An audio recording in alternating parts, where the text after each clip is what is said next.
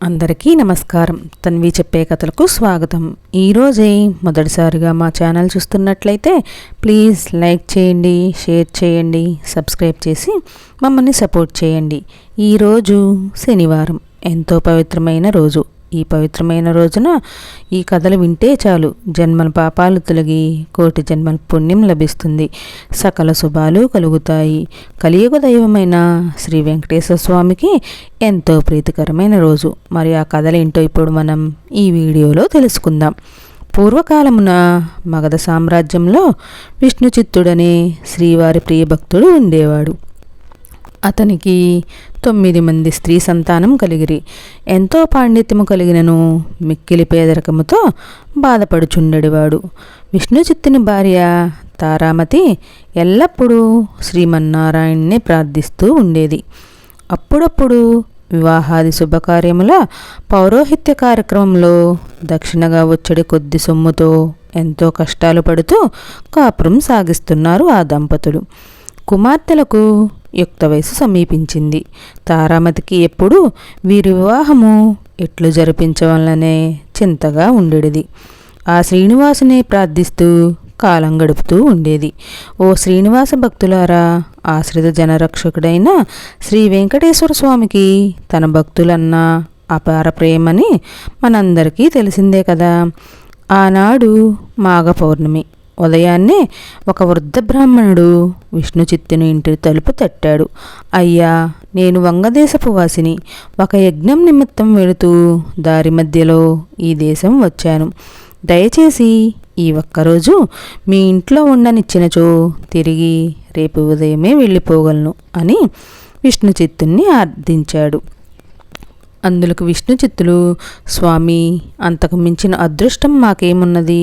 అతిథి సాక్షాత్తు శ్రీమన్నారాయణతో సమానమని మన పురాణాలు ఘోషిస్తున్నాయి కదా.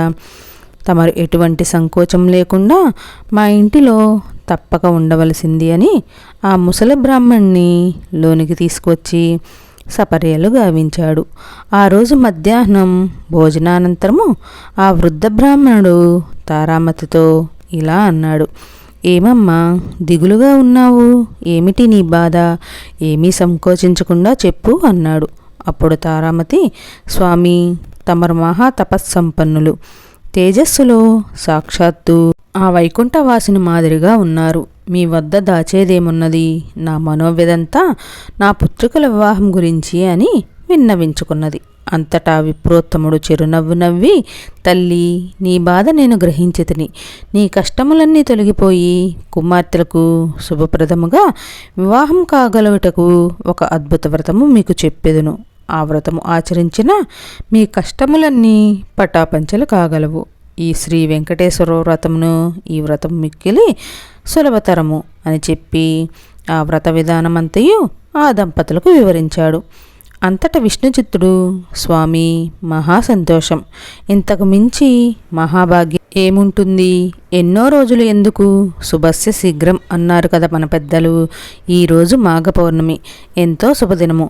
ఈరోజే తమరు సెలవిచ్చిన శ్రీ వెంకటేశ్వర వ్రతంను ఆచరించదము అని విష్ణు చిత్తులు తారామతి దంపతులిద్దరూ తమ కుమార్తెలందరితో కలిసి ఆ రోజు సాయంకాలమునే బంధుమిత్రులను పిలుచుకొని శ్రీ వెంకటేశ్వర వ్రతంను అత్యంత భక్తి శ్రద్ధలతో ఆచరించారు.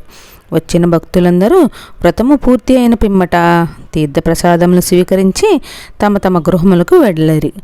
అప్పుడు విష్ణు చిత్తుల వారు భార్య సమేతముగా ఆ బ్రాహ్మణోత్తమునికి పాద నమస్కారము కావించి తమ దంపతులని ఆశీర్వదించవలసిందిగా వేడుకున్నారు. అప్పుడు ఆ బ్రాహ్మణోత్తముడు వ్రతతీర్థ ప్రసాదములు తానును స్వీకరించి మనోభీష్ట సిద్ధిరస్తు, శ్రీలక్ష్మీ శ్రీనివాస కటాక్ష సిద్ధిరస్తు అని ఆశీర్వదించాడు. ఇంతలో చీకటి పడి నిద్ర సమయమైంది. అంతటా విష్ణు చిత్తుడు ఆ బ్రాహ్మణుడికి ఒక చిరిగిన దుప్పటిని ఇచ్చి కన్నీళ్ల పర్యంతముగా, స్వామి, కడుపేదనైన నా వద్ద ఇంతకు మించి మంచి దుప్పటి లేదు. ఈ రాత్రికి నన్ను క్షమించి దీని అందే విశ్రమించవలసింది అని వేడుకున్నాడు. అందుకు ఆ బ్రాహ్మణుడు చిరునవ్వి నవ్వి ఏమీ చిందించవలదని చెప్పి తను బయట వసారాలో పడుకుంటానని చెప్పాడు. కొద్దిసేపటికే అందరూ నిద్రకు ఉపక్రమించారు. రాత్రి 4వ జామున ఉరుములు మెరుపులతో పెద్ద వర్షం మొదలైంది. అంతా కటిక చీకటి. గాఢాంధకారంలో కంటికి ఏమీ కానరావట్లేదు. విష్ణుచిత్తునికి బయట పడుకున్న ఆ ముసలి బ్రాహ్మణుడు ఎలా ఉన్నాడో అని బెంగగా ఉంది. కానీ ఈ గాఢాంధకారంలో ఏమీ కనిపించక ఎప్పుడెప్పుడు తెల్లవారుతుందా అని ఆ రాత్రి గడిపారు ఆ కుటుంబమంతా. ఇంతలో తెల్లవారింది. వాన తేలికపడింది. బయట బ్రాహ్మణుడు ఏమైనాడో, ఎంత బాధపడ్డాడో అనుకుంటూ బయటకు వచ్చిన ఆ దంపతులకు అద్భుత దృశ్యం కనిపించింది. అక్కడ విప్రోత్తముడు లేడు. చిరిగిన దుప్పటి స్థానంలో పట్టు పీతాంబరం ఉంది. ఆ పీతాంబరంపై శ్రీ వెంకటేశ్వర స్వామివారి విగ్రహం చిరునవ్వుతో కనిపించింది. జరిగిందంతా ఆ దంపతులకు అర్థమైంది. వారి ఆనందానికి అవధులు లేవు. వచ్చింది సాక్షాత్తు ఆ శ్రీమన్నారాయణుడే. ఆహా, ఏమి మన భాగ్యము! కానీ ఆ స్వామివారిని గ్రహించలేకపోతుమే. చివరికి చినిగిన దుప్పటి ఇచ్చినామే అని తలుస్తూ శ్రీ స్వామివారి విగ్రహాన్ని కళ్ళకద్దుకొని ఇంట్లోకి వచ్చారు. ఇల్లంతా స్వర్ణమయంగా కనిపించింది. అంతటా ధనరాశులే.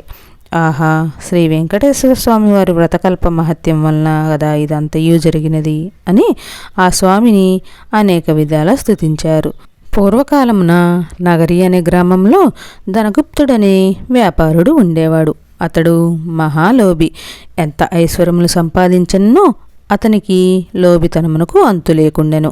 ఈ ఐశ్వర్యమంతయు తన గొప్పయేననుకొని వెర్రవీగేవాడు. ఎంతటి వారైనను ఈ అహంకారమే గదా అధోపాతమునకు త్రోసివేయినది. ధనగుప్తుని భార్య కాంతిమతి మాత్రము ఎంతో భక్తి శ్రద్ధలు కలిగి ఉండెను. వారికి 3 పుత్రికలు. చివరి పుత్రికైన కుమారికి దైవభక్తి ఎక్కువగా ఉండేది. ఎల్లప్పుడూ ఆ శ్రీనివాసుని తలుస్తూ ఉండేది.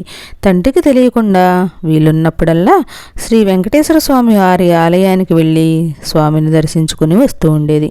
ఇంటికి తీసుకొచ్చిన ప్రసాదాన్ని అందరూ స్వీకరించిన తండ్రి మాత్రం ఎప్పుడూ తీసుకునేవాడు కాదు. భర్త యొక్క ఈ ప్రవర్తనకి కాంతిమతి మిక్కిలి చింతించేది. ఒకరోజు కుమారి తన స్నేహితుల ఇంట శ్రీ వెంకటేశ్వర వ్రతం జరుగుతున్నదని తెలుసుకొని తాను కూడా వ్రత కథలను విందామని వెళ్ళింది. వ్రతము పూర్తి అయ్యేసరికి మిట్ట మధ్యాహ్నం అయింది. ప్రసాదము తాను స్వీకరించి కొంచెం పొట్లం కట్టుకొని ఇంటికి బయలుదేరింది. మార్గమధ్యమున వచ్చేసరికి ఎండ తీవ్రత ఎక్కువైంది. ఎక్కడైనా కొంచెం దాహం తీర్చుకుందామని తలచగానే ఆ పక్క వీధిలోనే తన తండ్రి అంగడి ఉందని గుర్తొచ్చింది. ఆ అంగడికి వెళ్ళి ఈ వ్రతము గురించి తండ్రికి చెప్పకుండా నీళ్లు అడిగి తాగింది. తండ్రి కోపగించుకుంటాడనే భయంతో కంగారుగా దాహం తీర్చుకొని వడివడిగా ఇంటి దారి పట్టింది. ఈ హడావిడిలో కుమారి ప్రసాదం పొట్లం దుకాణంలోనే మర్చిపోయి వదిలివేసింది. ఇంతలో ఆ బజారులో ఒక్కసారిగా అలజడి మొదలైంది. ప్రజలందరూ ఆహాకారాలు పెడుతూ పరిగెడుతున్నారు. పెద్ద అగ్ని ప్రమాదం సంభవించి ఆ వీధిలోని అంగళ్ళు అగ్నిదేవుని ప్రతాపానికి ఆహుతి కాసాగాయి. అసలే మిట్ట మధ్యాహ్నం. దానికి తోడు తీవ్రమైన వడగాలి. ధనగుప్తుడి శరీరం భయంతో కంపించింది. ఇంకొద్ది క్షణాలలో తన కళ్ళ ఎదుటే తన అంగడి కూడా బూడిద కావలసిందే. ఈ ఆలోచనతో చేతులు వణికిపోతున్నాయి. అంగటి నుంచి అందరూ బయటకు పరుగులు తీశారు. కానీ తాను ఉండిపోయాడు. విడిచిపోబుద్ధి కావట్లేదు. ఉంటే తాను కూడా మసైపోగలడు. ఈ కంగారులో చేతికి ఏదో పొట్లం తగిలింది. ఏ ఆలోచన లేకుండా తీసి నోట్లో వేసుకున్నాడు. తీయగా అనిపించింది. అంతేకాదు, మనసు కొంచెం స్థిమితపడ్డట్టు కూడా తోచింది. అప్పుడే ఒక అద్భుత ఘటన జరిగింది. మంటలన్నీ ధనగుప్తుడి ముందు దుకాణం వద్దే ఆగిపోయాయి. ఒక్క నిప్పురవ్వ కూడా తన దుకాణంపై పడలేదు. ఏమీ ఈ విచిత్రం, ఏమీ ఈ మాయ? ధనగుప్తుడు నోటి మాట రాలేదు. ఇంతలో ఈ వీధిలో అగ్ని ప్రమాదం జరిగిందని ఇంటిలో తెలిసి భార్య కాంతిమతి కుమార్తెలతో సహా భయాందోళనలతో ఆ శ్రీనివాసున్నే ప్రార్థిస్తూ అక్కడికి వచ్చారు. అంగడి వరకు వచ్చిన మంటలు పక్కనే ఉన్న అంగడి వద్దే ఆగిపోవటం చూసి సంభ్రమాశ్చర్యాలకు లోనయ్యారు. అప్పుడు కుమార్తెకు తాను అంగడిలో మరిచిన పొట్లం గుర్తుకు వచ్చింది. ధనగుప్తుడు అంతకుముందు తాను తిన్నది ఆ పొట్లంలోని పదార్థంగా గ్రహించాడు. కుమారి ఆ పొట్లం శ్రీ వెంకటేశ్వర స్వామి వారి ప్రసాదమని తాను వ్రతంలో పాల్గొనడం అంతా వివరించింది. తాను స్వీకరించిన ఆ ప్రసాద మహత్యం వల్లనే తాను ఆ ప్రమాదం నుంచి బయటపడినట్లు ధనగుప్తుడు గ్రహించాడు. శ్రీవారిని క్షమించమని చెంపలు వేసుకున్నాడు. సాయంకాలమే ఊరి వారందరినీ పిలిచి శ్రీ వెంకటేశ్వర వ్రతకల్పము భక్తి శ్రద్ధలతో ఆచరించాడు. అప్పటి నుంచి ఆ వర్తకుడు పూర్తిగా స్వామివారి సేవలకే శేష జీవితాన్నంతా గడిగి చివరికి ముక్తిని పొందాడు.